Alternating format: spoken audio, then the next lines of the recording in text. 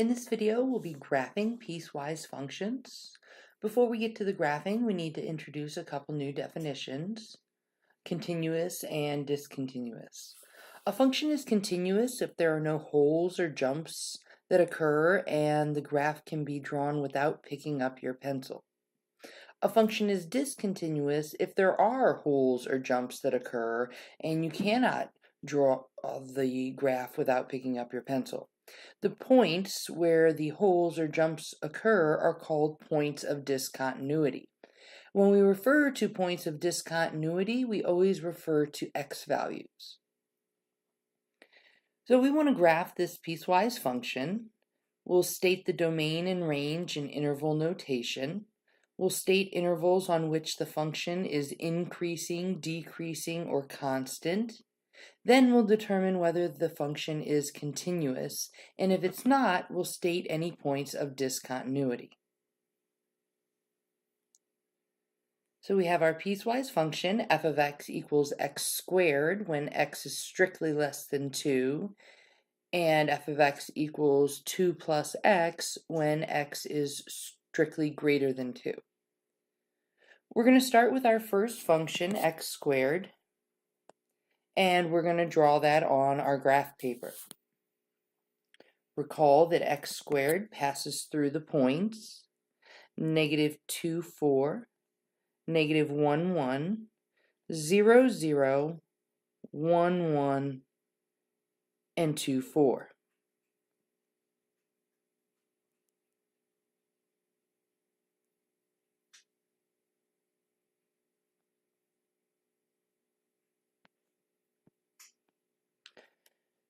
But we know with piecewise functions that we only want pieces of these different functions, and the second part, this x strictly less than 2, tells us what portion, what x values we want to use x squared for. So if we find where x is 2, it's happening right here, well, we want the graph of x squared only when x is strictly less than 2. So is less than 2 going to be to the left or to the right of x equals 2? Less than is to the left. So we want to keep the portion of the graph to the left of x equals 2, but get rid of the graph to the right of x equals 2. So we end up with just a piece of the graph f of x equals x squared. Before we move on to the next piece, you need to take a look at the inequality symbol in our piecewise function. We want x squared when x is strictly less than 2, implying that we're not including 2. Therefore, at x equals 2, we want to put in an open circle and make it big and obvious. We want to put an open circle there to indicate that we're not including 2. Now we're ready to move on to our next piece. We want to graph 2 plus x. Think about what the graph of this would look like. Sometimes it can be helpful to take it out of the piecewise function notation and just rewrite it y equals 2 plus x. Typically, we like our equations in descending order, so this is the same as y equals x plus 2.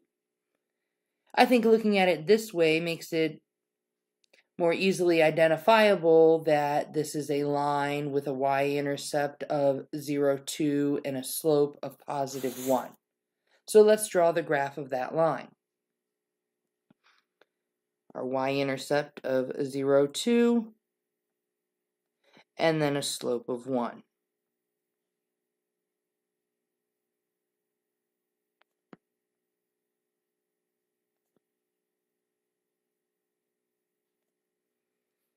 So there's our line in blue. But again, we don't want the whole thing. We just want a piece. And the piece of this line that we want is the piece where x is strictly greater than 2. So I'm going to find where x is 2. happening right here. And the piece of that blue line that I want is the piece where x is greater than 2. Now, greater x values are going to fall to the right of 2. So I want to keep the piece that is to the right of x equals 2, but get rid of everything to the left. So all that disappears and we're just having a piece of that blue line. Before we can be finished, we want to turn our attention again to the inequality symbol. It's a strict inequality. X is strictly greater than 2. This implies that we do not want to include 2. So to indicate that, we're going to use an open circle at x equals 2. Now you'll notice there's already an open circle there. An open circle on top of another open circle leaves us with an open circle. So here's the graph of our piecewise function. Although I used 2 different colors just to help see the 2 different pieces, this is one graph. And when I go to answer questions about domain and intervals that are increasing and decreasing, I want to be looking at the whole graph, both pieces. So let's get to our questions. Domain, range, intervals that are increasing, decreasing, constant, and then we will decide whether or not this function is continuous.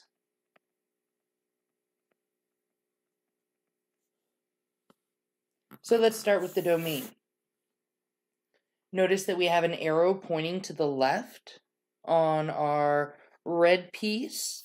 That tells us that our domain starts at -infinity. Following our x values from left to right, we notice that right here we have an open circle. An open circle implies that there's nothing there. If there's no graph there, that can't possibly be an x value there. Therefore, our domain has to stop just before 2, and we indicate that by putting 2 with a parenthesis. Then we have graph that picks up on the other side of that hole, that blue piece. So our x values start up just on the other side of 2, so parenthesis 2, and continue all the way to positive infinity. The arrow pointing to the right on our blue piece tells us that. So we have a domain of -infinity to 2, 2 to infinity. Moving on to our range, looking for our smallest y value, we don't have an arrow pointing down. Therefore, our range will not start at -infinity. It'll start at some specific number. So we want to look for the smallest y value where our graph starts. And we start having graph right here, where y is equal to 0. We want to think about whether we're including that 0 or not. Since we have a point at the bottom of our parabola with a filled in circle there, that indicates that we are including that. So we will use a bracket. And then we want to continue moving upwards towards our positive y values. Notice that we do have a hole at y equals 4, but remember to be looking at both pieces together. Although there is a hole on the right side of our graph where we don't have a y value, on the left side of the graph at that same y value of 4, we do have a filled in circle. So our range will not be stopping at 4, and then we have arrows pointing up. So our range is including 0 to positive infinity.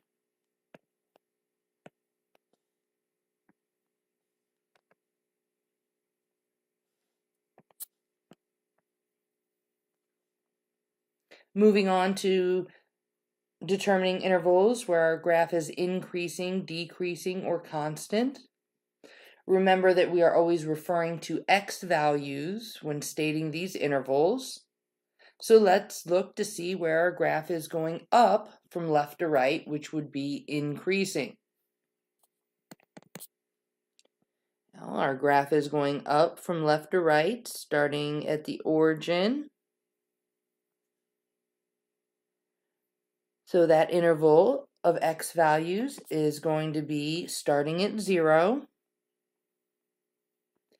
And although we can see that the blue piece is increasing as well, we have that hole at 2. Well, if there's no graph there, it can't possibly be increasing there. So we're only going to do the right side of the parabola for our first interval of increasing. We're going to go from 0 to 2, but then we have to stop because there's a hole at 2. But this blue line is also increasing as we go from left to right. So this is a second interval that we're increasing from x equals 2 to positive infinity.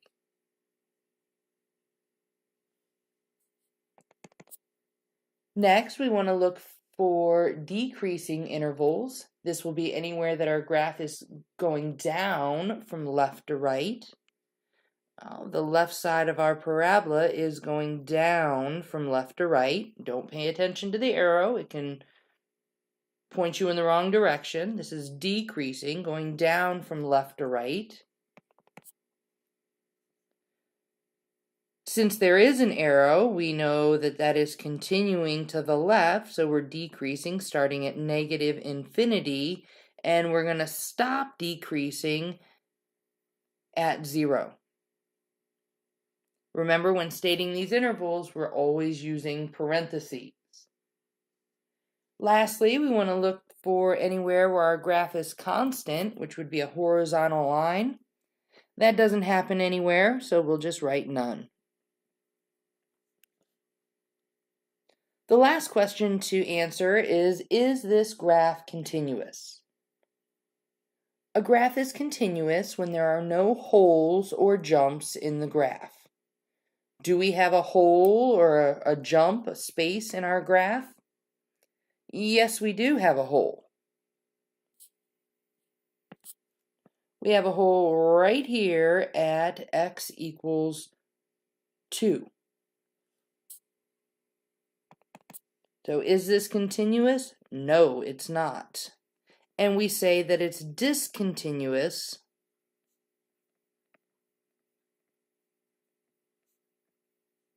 at x equals 2.